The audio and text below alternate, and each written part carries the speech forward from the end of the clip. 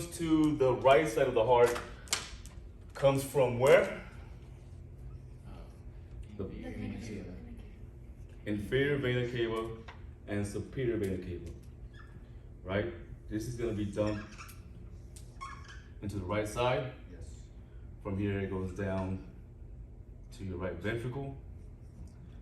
From here it goes to your lungs via the what? The pulmonary artery.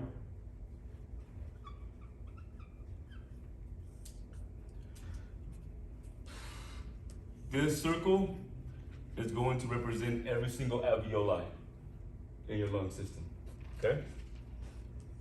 In the alveoli, we have the capillaries that go around the alveoli.